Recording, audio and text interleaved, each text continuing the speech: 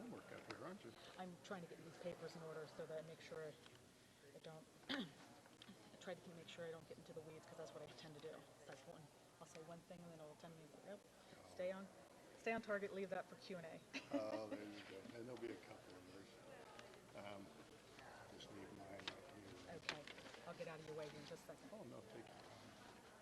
Oh, I got, hey, Mr. Henny's here, our state Good. representative. Good.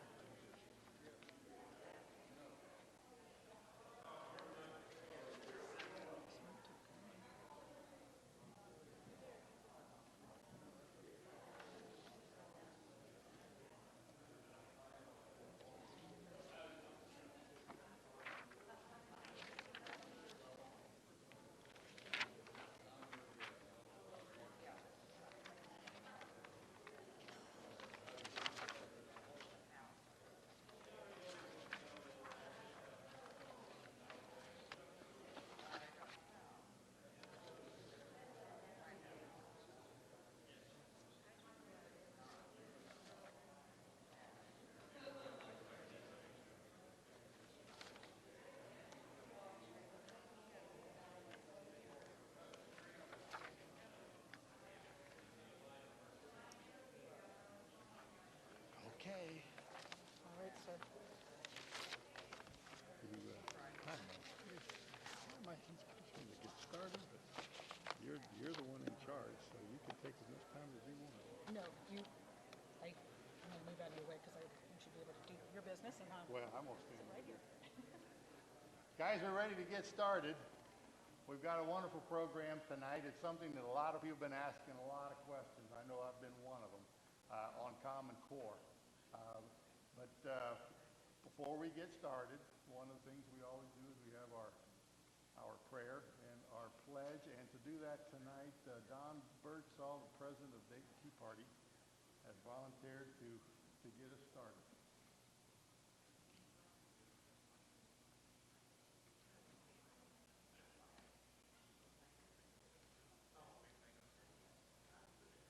Welcome, everyone, and welcome to Crestview Baptist Church. As you can see, they decorated for us. I think the roller coaster is very appropriate to what's going on in the country today. We have our highs and lows, and we get a lot of fright out of it, so I think the decorations are very appropriate. This is for Vacation Bible School next week, so if any of you have children or grandchildren that would enjoy attending, we welcome them. We have the flag on the wall behind us. Let's stand, please, for the Pledge of Allegiance. I pledge allegiance to the flag of the United States of America and to the republic for which it stands, one nation, under God, indivisible, with liberty and justice for all. Lord, we thank you for this beautiful day. We thank you for the ability to meet and discuss issues of national importance to us and local importance. We treasure this liberty and want to protect it. Bless the people that attended tonight and our presenter, and help all of us to do actions that are pleasing in your eyes. We ask this in Jesus' name. Amen.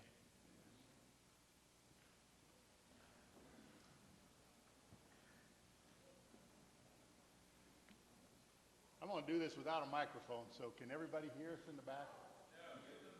Okay.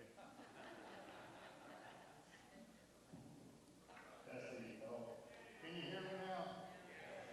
Okay. Well, we've got an excellent program. Before we get started, we're on Common Core tonight. That's what we're going to be learning about here tonight. And this program is a wonderful program that I got to give credit to where credit's due. Ben Jones and Christy Jones did a great job putting this together. I want to recognize them for all.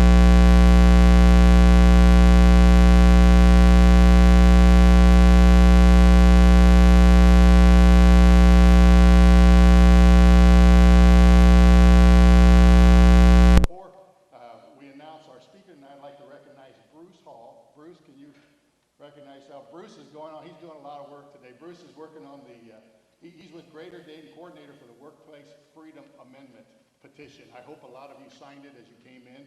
If not, please look up Bruce on the way out. Get your signatures, but he is looking for petitioners. We only have to get 450 is it, Bruce? 400,000, so that's just, yeah, okay, only 400,000. But we're well on our way. This is a statewide program, and there's a lot of work, but it's easy to get signatures. And please, if anybody's interested and has some people they can get some signatures for, look up Bruce, and if you can help us get those signatures, it's going to make things a lot better. Heck, I didn't do very good with reading this, Bruce. But at this time, I would like to, I think, just go right into our program. What we're going to do, Heidi's going to make a presentation tonight, but what we're going to do is we are going to have questions and answers after. She's allowed us to have that opportunity. So we're going to have a mic up here. So when we're done, anybody wants to ask questions, we can come up here and address those questions so everybody can hear them. So at this time, Ohioans Against Common Core.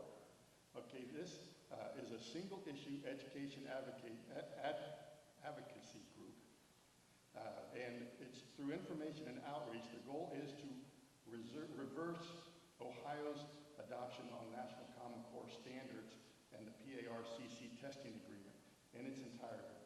They seek to measure the following reasons: to affirm the rights of parents in their children's education, to restore local control of education, to assure the teaching of American values, to restore the right of teachers to practice their craft, and to reduce the power of standardized testing. I hope I got this right. The OACC, Ohioans Against Common Core, believes that children, parents, teachers, and taxpayers are best served when education is locally controlled.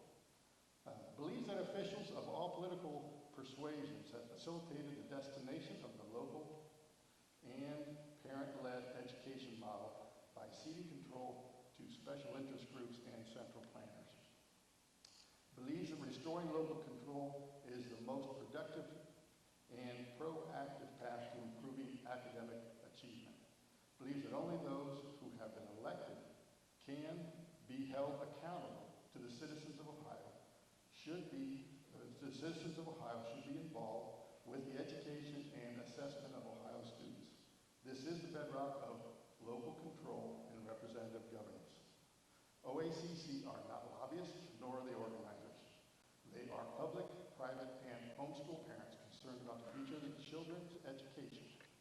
Parents and teachers need to voice the politicians, voice that politicians hear. Ohioans Against Common Core is one of those voices. And leading the charge in the state of Ohio, is Heidi Huber. So at this time, let's all welcome Heidi Huber.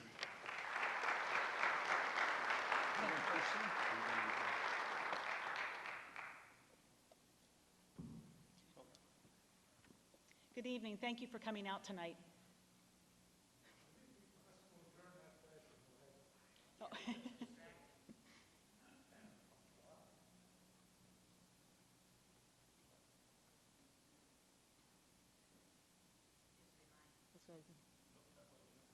I think it might be behind the curtain there, George.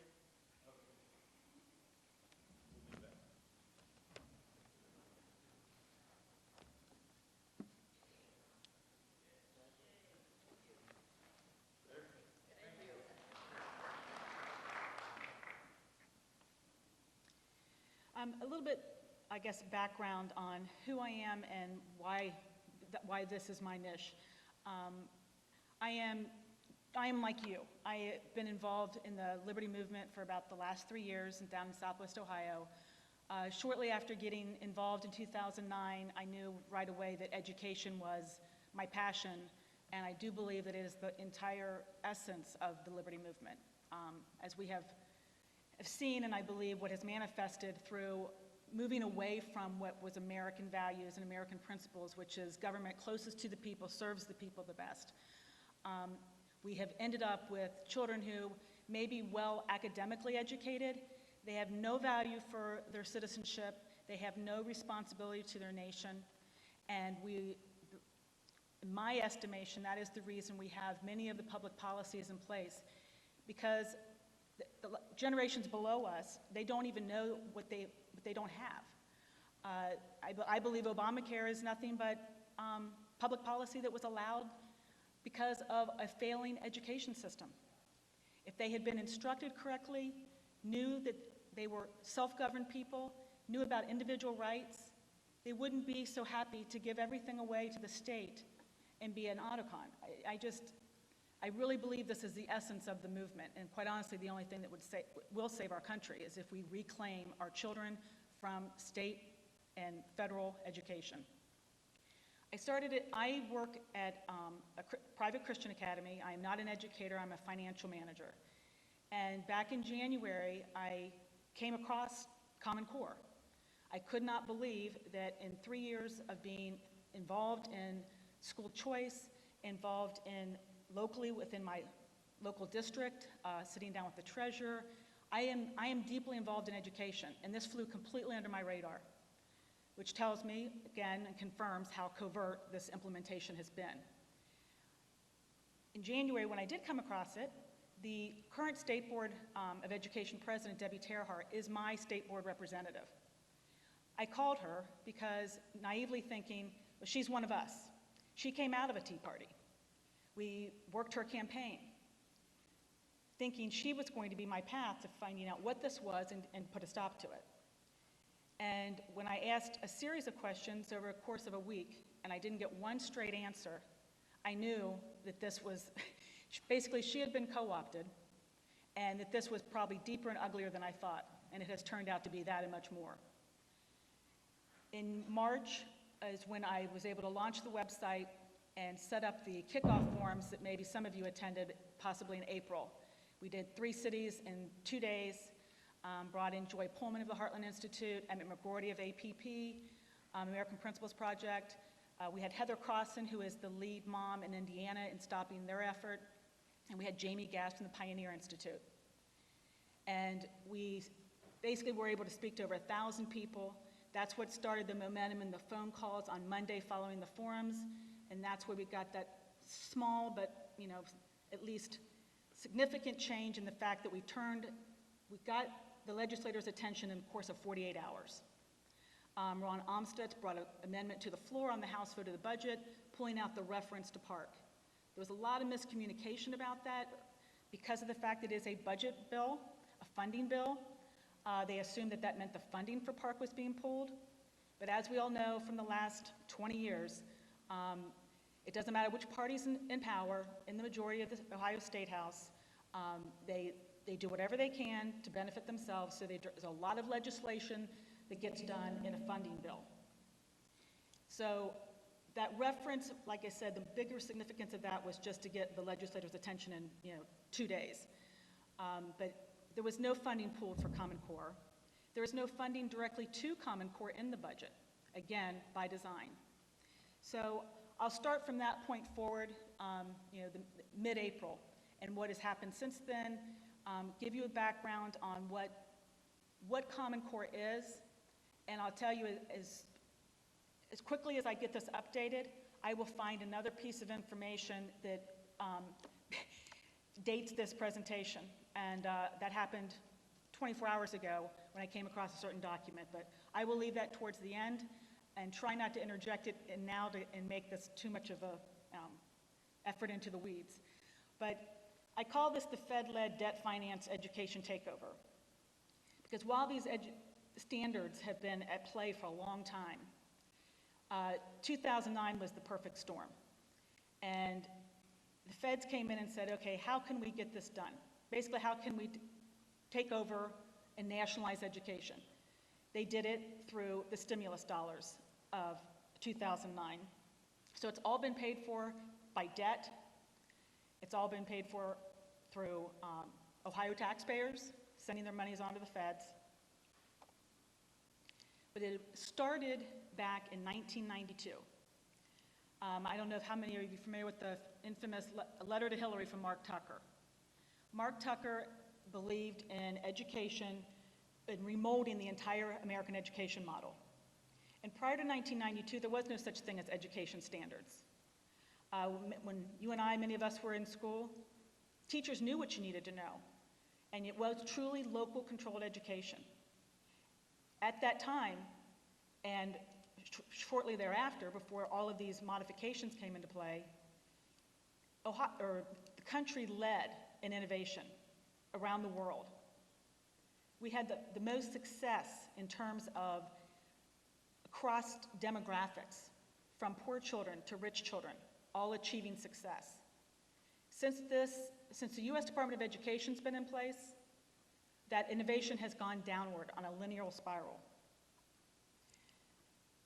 This one paragraph here describes what Common Core is. It remolds the entire education system in America. It builds up a workforce management system. You don't learn for learning's sake. Knowledge doesn't have any value. It's where they can plug you into a managed workforce, and the use of the word human capital is repeated through all the documents, whether it's from an independent nonprofit or whether it's from our own U.S. Department of Education. That's how they refer to our children. This November 11th, 1992 letter from Mark Tucker, he describes not only what needs to be done. This went to Hillary Clinton. I didn't say that, but you probably knew who Hillary was. And it led to what some of us remember as Goals 2000 or School to Work. But to me, as I have, learned more and more about the roots of this, the most important thing to point out in what that letter said and what has been executed since, and this is what should get every legislator's attention. The number one item: bypass all elected officials on school boards and in state legislatures by making federal funds flow to the governor and his appointees on workforce development boards. That has been happening for decades now. When you go out and look at the grants, it does not take any legislative authority, review, or purview. It doesn't go through the Legislative Study Committee for a fiscal analysis. We have local educational service centers who can apply for federal grants. And what happens is that seeds agendas. And then when that grant expires, those programs have been set up, and then Ohioans or schools or whatever the institution is comes to the state legislature looking for the funding for that going forward. Oh, I'm sorry. I'm doing it on here, and I'm used to being able to control it here. I apologize. You should be on number 2, or I'm sorry, number 3. If you want to go, if you don't mind going back to 2, since I'm not realizing that paragraph there was what I was referring to. That is directly out of that letter to Hillary Clinton about remolding the entire American education system. And that right there was the beginning of what we now know as academic standards, achievement standards. They did not exist before that. All of us were educated prior to needing that. Okay, you can go to the next one. Next. That first sentence there is what I just read. To bypass, basically circumvent representative government. Now, part of this is, well, it's state-led, it's the Governor's Association, it's the state school board. In most instances, the state superintendent is not an elected official, and they're not in Ohio. Dick Ross is not accountable to us, he's accountable to the state board. Almost half of the state board is appointed by the governor. They're not elected. The only accountable representative you have is your state rep and your state senator.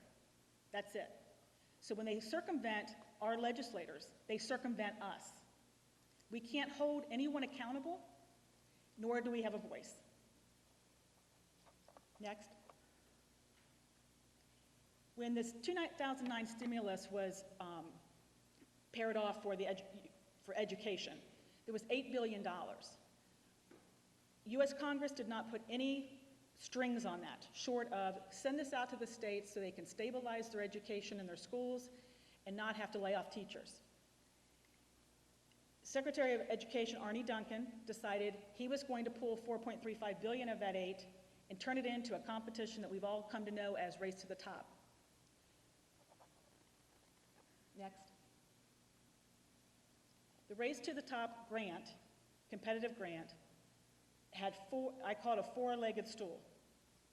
These were the requirements or the assurances that each state filing this grant had to make. They had to adopt the Common Core standards, yet, and even though they had not been written, they did not exist as they do now. You had to put in place a longitudinal student data system. That student data system had to include the criteria as federally prescribed. You had to put in teacher and principal evaluation systems per the federal guidelines and per the rubric that I'll show you in just a moment. And you had to join one of the 2 national assessment consortiums.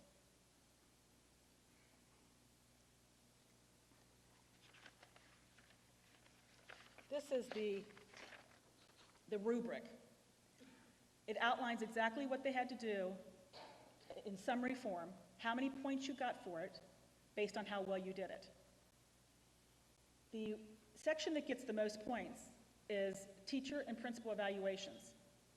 And one of the key things at the summary level is that you will participate in equally distributing your best teachers and principals. And the reason that is because they don't want the highest performing teacher to be able to stay out in the suburbs or in a rural district where they are thriving and where they choose to be. They're going to be sent down to an urban district in order to turn that school around. Because one of the fairness rubrics, or one of the parts of the rubric, is fairness, equal distribution of great teachers and great leaders. But when they say that we did not have to participate in Race to the Top to get stimulus dollars, no, not for all of them. But $4.35 billion was dangled as a carrot. There was no guarantee you would get a dime of it. Many states didn't. But in order to participate, this is what you had to agree to. And you were required to, part of the 265 pages states that you will change your own federal or state laws and statutes in order to be in compliance. Besides Governor Strickland, State Superintendent Deb DeLille, and State Board President Deb Kane, the 4th person that was required to sign off on that grant was Richard Cordray. His statement is 2 sentences, or 1 sentence rather, and all it is a statement that as Attorney General, he is validating that there is no current laws on Ohio's books, no Ohio Revised Code that's going to prevent the state of Ohio from assuring everything that they agreed to in those pages. That's how important it was that there was not going to be any barrier to them getting to the data. They specifically asked if there's a data barrier. In our Race to the Top application, to note, there is a section that, I apologize, the Common Core standards were the first one. The second piece being the longitudinal student data system. They ran into a little bit of headwind in about October of 2009, and this is documented in the State Board minutes. Then Senator Husted had Senate Bill 180, which was going to be able to basically collect and share based on the criteria of this Race to the Top grant. He could not get it to be picked up in the House, and they were fearful that they were not going to be able to get law changed in order to allow for them to get the most points on this data collection. What they did is House Bill 290 was passed in the General Assembly. It was a 1-sentence, basically generic, no concessions allowed, ROTC allowance for phys ed. In the 11th hour, Senator Husted cut and pasted his Senate Bill 180 into House Bill 290. On the last day of the session of 2009, within hours it was passed out of the General Assembly. There was never a moment of committee review. There was no debate. Everybody went to go home for Christmas. So that one-day event is what put Ohio Revised Code 3301.94, of which Tom Gunlock, evidently, our Vice President of the State Board, is unaware of. It says not only is the federal law allowing student identifiable data, Ohio's own code says there's federally identifiable data, and that the Board of Regents has the authority to do such and share that information. That was the big ticket in and why we were able to be prize winners in the race to the top. They even actually call it, I'm missing my paper here. They comment on it in the Race to the Top application, talking about how it was groundbreaking that they were able to get that passed. That's how significant it was that they were able to take down that barrier to be able to have student identifiable data. The third piece, the teacher and principal evaluations. One of the big pieces why this is so critical is because in order to get the teachers on board and basically make them compliant to these nationalized standards and to take their authority away, they are basing the assessments of the students on this national evaluation, national assessment, which is the PARCC exam for us currently. The teacher's evaluation will be based 50% off of that. So the teacher, talk about doubling down on teaching to the test. There is no impetus to do anything but that. And their actual evaluation will be tied 50% to it. They will lose their control of teaching where they want to teach. Again, this equal distribution within low-performing schools. And the subjects that are hard to staff, those will come at a premium. And they will not be able necessarily to choose at some point whether they are able to stay exclusively an English teacher if they need a different subject matter covered. The National Assessment Consortia, another debt-financed piece of this Race to the Top application. These two national consortia were completely formed. They had their own grant that they had to apply for. The grant money was $150 million apiece, coming straight from the stimulus package. The National Assessment Consortia we joined ultimately. For a while we were a member in both. We joined PARCC. Part of our agreement with PARCC was that we had to adopt the Common Core standards by 2011 officially. We had to implement the assessment system, the PARCC assessment system by 2014-15 school year, which is where we're headed, and we are unfortunately on path to do that. We had to agree with all the other states that were joining this consortia and what the goals were. And as needed, we would change our state laws. So basically what you have is Dick Ross currently is our governing member on this national consortia. He and the other 18 governing members will decide the path of the PARCC consortia. If they decide, you know what, we need to have this, or we should be doing this, that small, unelected body of people will be able to come back to Ohio and say, based on your memorandum of understanding you signed with PARCC, we need you to change your law so that we're allowed to do this, or that you collect this, or you teach this. Because they will have the assessment, so they have the control. Can we just say no? You may have noticed that a lot of the, I shouldn't say a lot, that percentage-wise it is, there have been 3 states so far, just recently, that have left PARCC, saying it's too expensive. They cite the identical reasons why they're leaving. This appears to be very much a coordinated effort to leave PARCC, because there is truly a piece to this where you can prove that there is federal intrusion, which is there are 3 federal laws that prohibit what is going on. They cannot get involved in testing, curriculum, or classroom instruction. And they're doing all 3 through this Common Core Race to the Top application. There have been lawsuits already served that are being reviewed right now. EPIC has one on the FERPA law change. So this tie-in to the feds is getting harder and harder for them to ignore. So if you see that some states are leaving PARCC, know that it's being coordinated, that they're going to another national assessment, and that for all intent and purposes, it's meaningless. We are in, and we will be transferring that authority for the assessment onto just another consortium. It's a shell game. One of the questions that I could not figure out when I was thinking, why, if this is so wonderful, why haven't we heard about it? Why is this such a secret? Why, every state legislator I talk to has never heard of Common Core. And why would we have to be coerced into it? Why do we have to be bribed to do the right thing, to do something that would benefit the students of Ohio? And no one has those answers. They tell you this was in the public.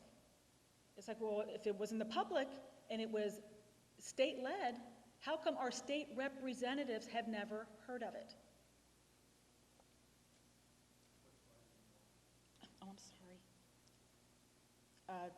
That one, okay. Next, please. Put a note up here in my corner. Outcome-based education, that was what basically was the 1992 Mark Tucker letter. That was the beginning of outcome-based education. High-stakes testing, everything driven for a goal. Again, not knowledge for knowledge's sake, no self-determination. This was all to slot children into a specific place as the state needed it, as the state directed it, and at the state's whim.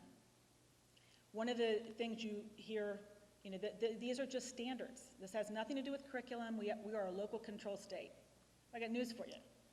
So are the 49 of the 50 states are local control states. So that's a meaningless comment, as well as the fact that it's the old thing. We all know we have many laws that should be protecting us from things that we're basically being oppressed with right now.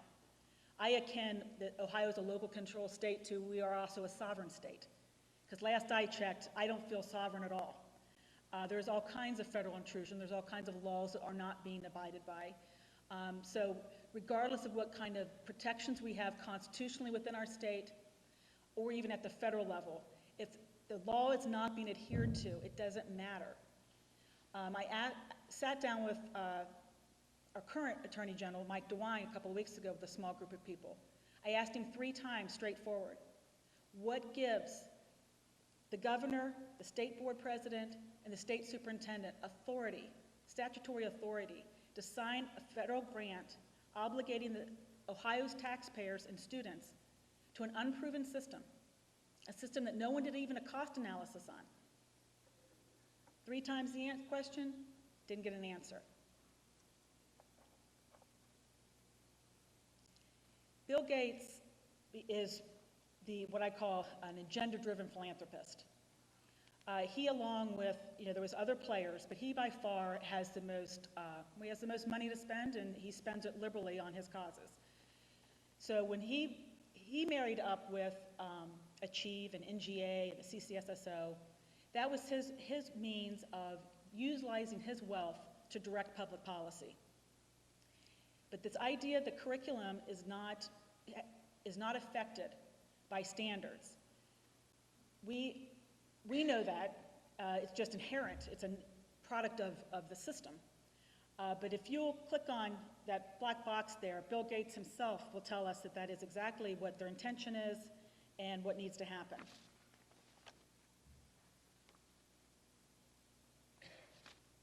Ironically, when he... The state-led Common Core State Standards Initiative is developing clear, rigorous standards that will match the best in the world. Last month, 46 governors and chief state school officers made a public commitment to embrace those standards.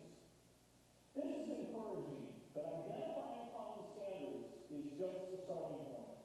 We'll only know if this effort is succeeded when the curriculum and tests are aligned to these standards. Secretary Arne Duncan recently announced that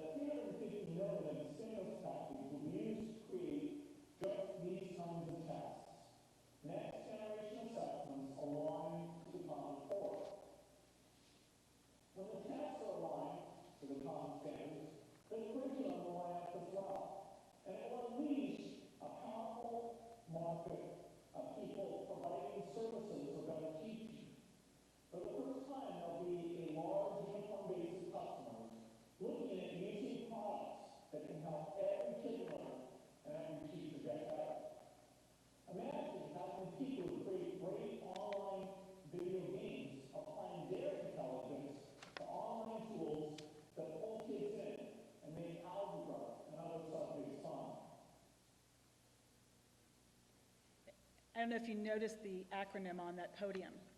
That was a national conference to state legislators in 2009. So they were not tying any of this together. They were looking at this, and you'll find it in all of the minutes from the board, calling it not Common Core, but college and career readiness. We know it in the governor's office as 21st century learning skills. You cannot find Common Core anywhere in Ohio Revised Code. So the idea that this was implemented, understood what it was, and its ramifications at a legislature level it's impossible.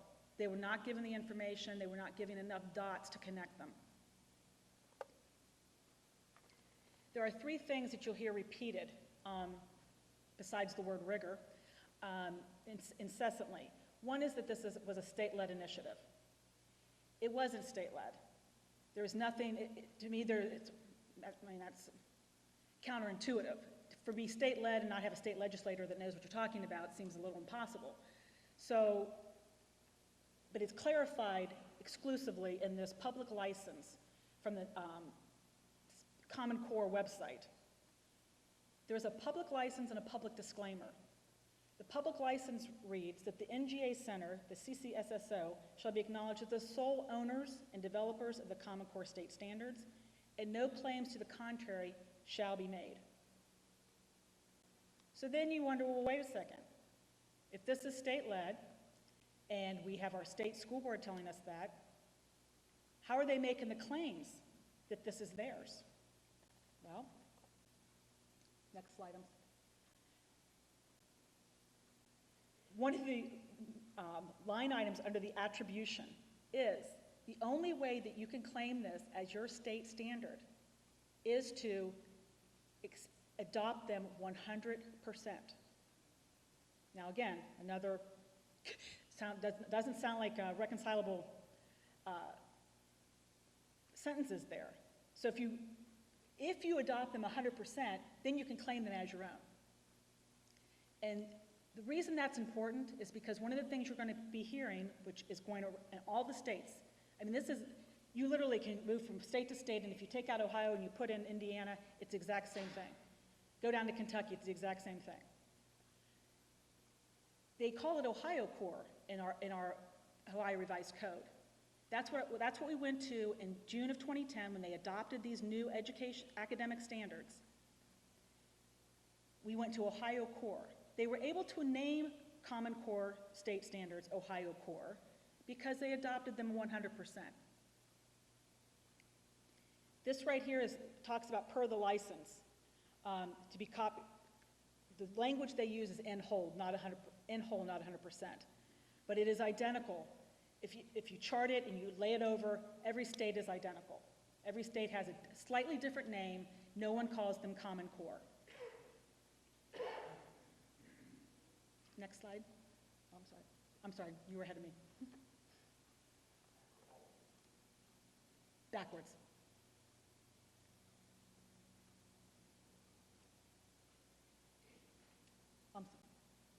I think maybe I missed one. It should be slide 19, or I'm sorry, 17.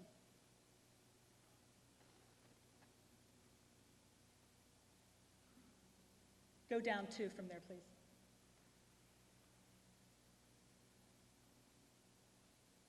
It's that one.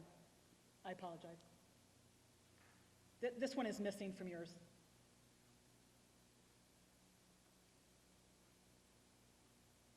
One up from there, please.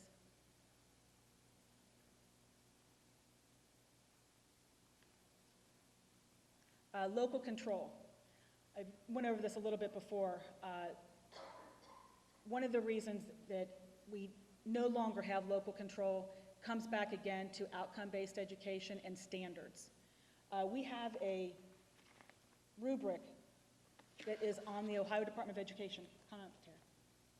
Come on. This is my partner from Cincinnati, Taya Shoemake. She was at another event earlier tonight. I can just sit right there. Actually, I've missed a couple of things already that I know you would have. You missed me, didn't you? I did. I missed you. Did you get the part where we adopted him without seeing? Yes, I did. That part I remembered. Taya is a wealth of information. In particular, she is a homeschool guru. So for those who are in the homeschool community or know people who have concerns based on what the implications this has on homeschool, Taya can answer your questions, as well as from other angles as well, but that is definitely her niche. I'll try. There is a document that's out on the Ohio Department of Education that basically gives what each type of school in Ohio, where they call them school options, what they are required to do, whether it's based on curriculum, whether it's based on the testing. Ohio Public Schools, it's compulsory, which is their language, for them to follow the state standards, for them to take all state mandated tests. So a local school board can say, well, we're not going to adopt those. Well, that's fine, but you know what? You're going to be graded on your school report card, and your funding will be affected by you straying off the plantation, so to speak. So the idea that it's local control, that's fine, but you will serve your punishment for it as well. Because we all know that whoever controls the purse strings controls the entity. So between Columbus and the feds, they control the local school boards. For all intent and purposes, they're impotent.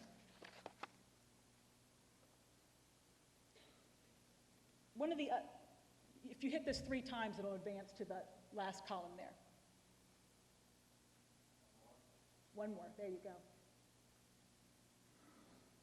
This was a slide from a presentation that Stan Hefner, who was then state superintendent, gave to, best I can tell, possibly the committees, the Senate and House Education Committees. This was his emphasis, his words, that they would be implementing this at the local curriculum and instruction level, and that the teacher's evaluation system, based on the assessments, would start in the 14-15 school year. So the idea that teachers are completely over their classrooms, local school boards are where you need to take your objections to, it runs completely counter to what they are doing in Columbus and what they are telling legislators and the state board. When did he give this? This was in May of 2010.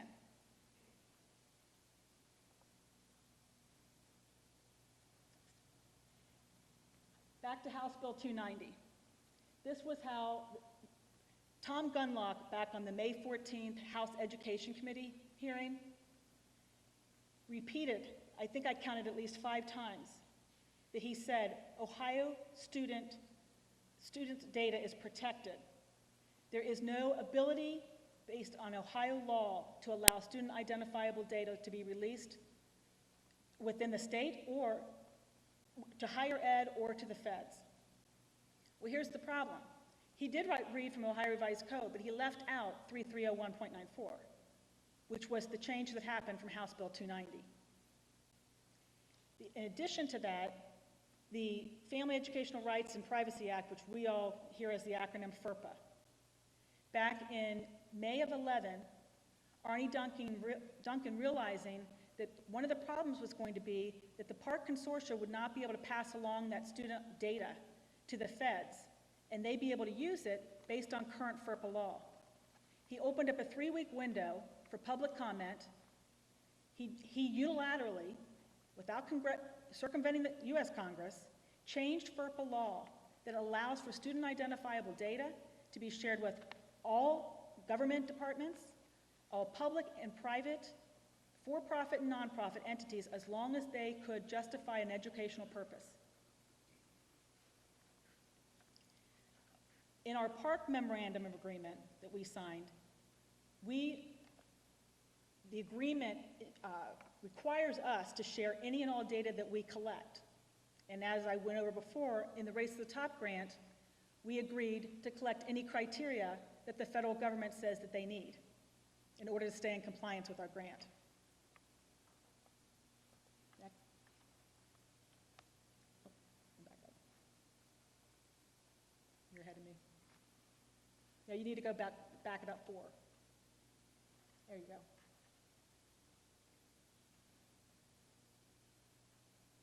One down.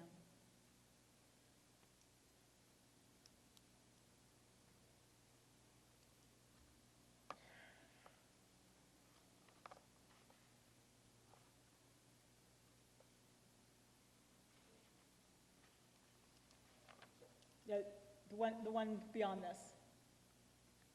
This one tends to screw you up because it's in increments.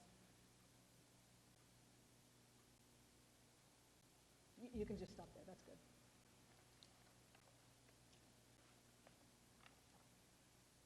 Go one down from there. Okay. This is just kind of an example of the difference between whether you're educating for a managed workforce or if you were educating for the purpose of, of knowledge, of obtaining knowledge, for self-determination, for personal growth. We're dealing with collectivism or individual rights. Everything in this curriculum, if you look through it, is all about collecting. It's all group work. It's all about fairness, about sharing. There's no place for personal aspiration, no place for self-determination. Go down one. I call this flow chart the Gates Education Corporation. Every one of these blocks basically is a player in the system. These were all of the entities involved in the Race to the Top grant, before and after. There's usually, with every single one of them, a money trail from the Gates Foundation. But the telling part about this flow chart, which is just like the Obamacare flow chart, you can't find the word student anywhere, and you can't find the word parent.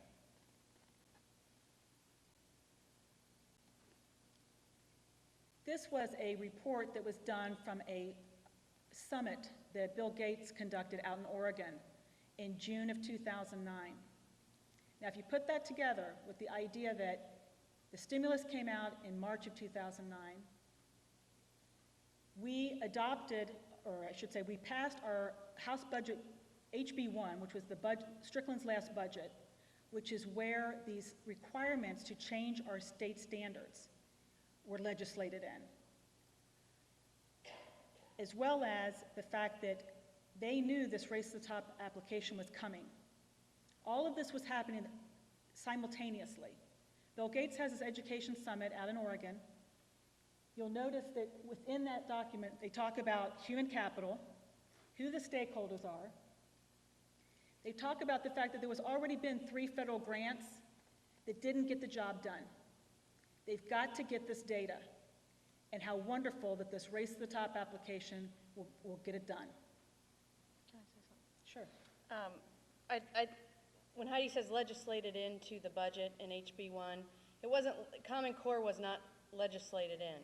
What happened was a couple of legislators who knew what this was put into the budget, we're going to tell the state school board to adopt this.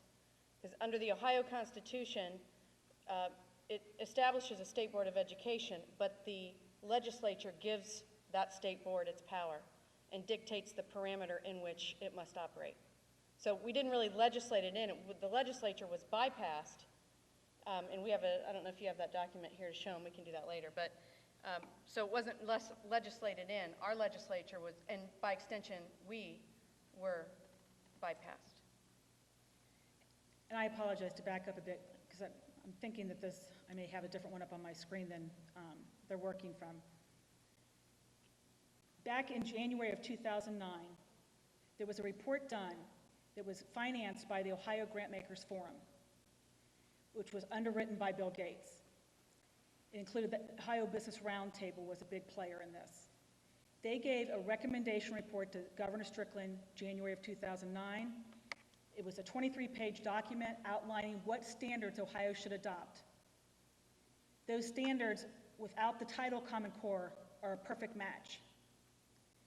Governor Strickland then wrote that in, put those standards, that these college and career readiness standards must be adopted by June of 2010. The other big caveat to that was they also put in the budget that the state board had to develop new standards that would be adopted by June of 2010. So they basically gave authority directly to the state board. That's why the state board says, hey, we don't need the General Assembly to do this. We were required by a piece of legislation, just so happened to be a budget, but we were required by legislation in House Bill 1. So they knew what was coming. They knew this race to top application or some type of instrument like that was coming. That's why all the dates line up, this requirement of June of 2010. And that's why they were so under the gun that these standards had not even been written yet, but they had to be adopted first.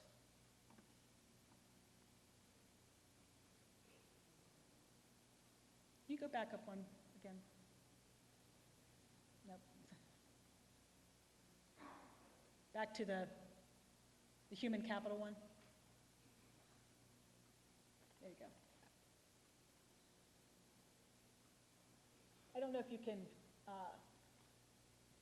see at the bottom there, but within this document, there are dozens of references to stock and flow of human capital. That's our kids. And I don't know about you, but I find that beyond offensive, to the point of almost being immoral to describe children that way. But this is what happens when boundaries are not set and people are no longer in charge of their government. This is special interests, this is central control, and this is statism.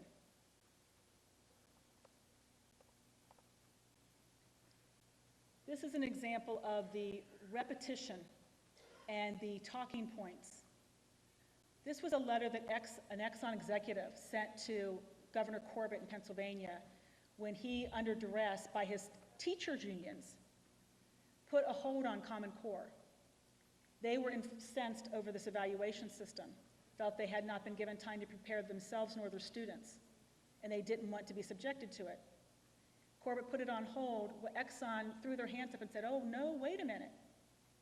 You know, we really commended you for adopting these standards. They're more rigorous for Pennsylvania students. And by the way, don't forget how many millions of dollars we've invested in your state. So to say that this was state-led, that teachers and administrators and legislators know about this, you know, this is special interest. And I have no problem with capitalism, but I've got a real problem with crony capitalism. Exxon is, for all intent and purposes, you know, basically saying to Governor Corbett, you know what, we may take the money away from your libraries and your hospitals unless you get back on board with this.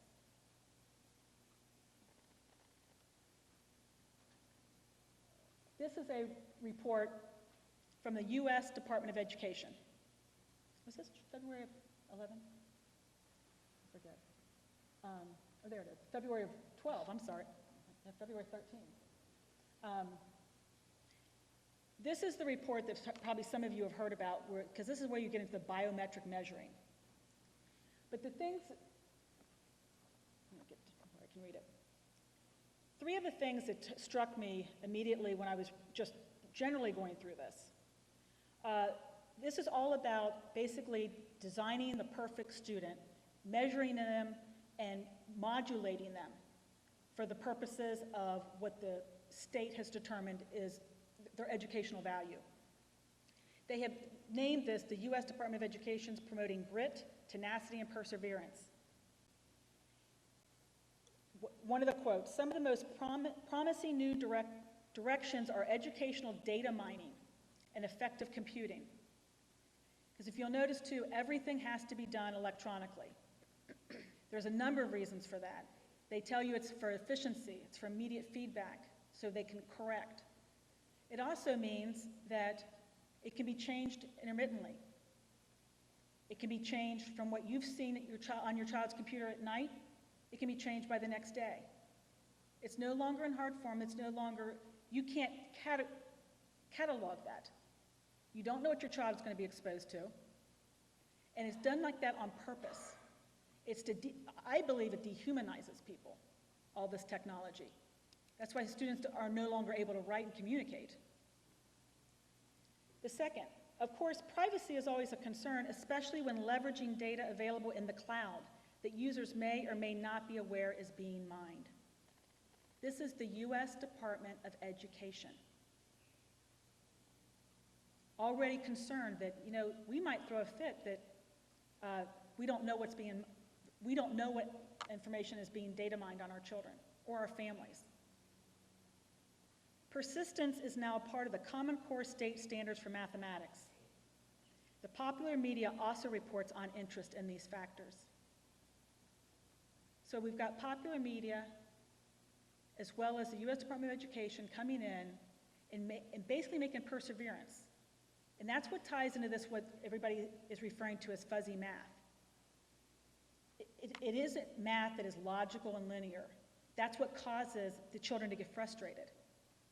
That's where they want to come in and measure, well, how much perseverance do they have? How much grit do they have? And that's where all these modules that they've got in this biometric measuring.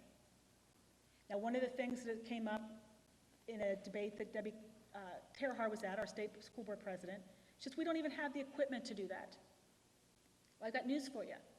As soon as they want us to have it, there'll be a federal grant, we'll apply for it, and it'll arrive. Because we have succumbed to the pressure, we've taken the federal carrot and the dollars, and we are all in, unless we pull out of this. You know, you listen to all of this stuff, and you think, did we need this to put a man on the moon? You know, what happened between 1969 and now?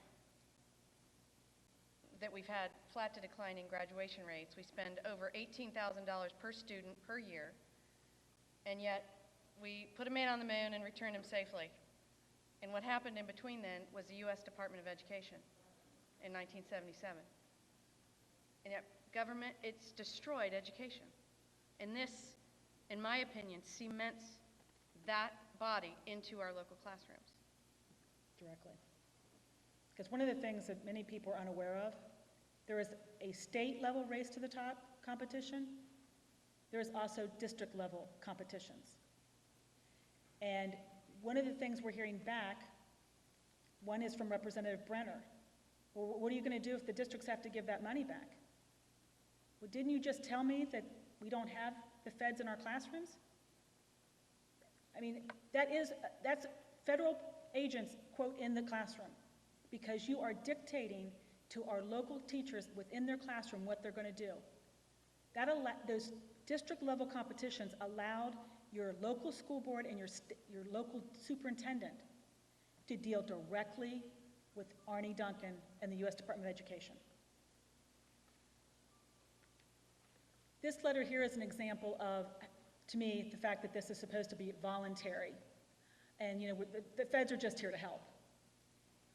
Missing a deadline by 12 days, Governor Beshear received a letter from the U.S. Department of Education basically threatening to withhold not only the Race to the Top competition dollars to the state, but also to the district level, because they had missed a date of turning in data. And again, I'll repeat, it was 12 days late, and they're already being threatened to lose their funding. Read that. Can you read that? This part here? I can't read that. I have my glasses on. Can you read it? So if Kentucky does not comply with this revised timeline that the feds sent them, we want the data by this date, the department will take appropriate enforcement action, but remember, this is voluntary, which may include initiating withholding proceedings on Kentucky's Race to the Top grant funds, including the associated funds that would otherwise be subgranted to the participating LEAs, or local education agencies. So they're 12 days late, and the feds are going, we got you. Give us the data, or we're pulling the money. So the fact that there, you know, that folks say that there is no government U.S. involvement, or that there's no purse strings, does anybody here think that there aren't any purse strings to government or state money? Because if you do, I've got some Anwar drilling permits I'd like to sell you after the presentation.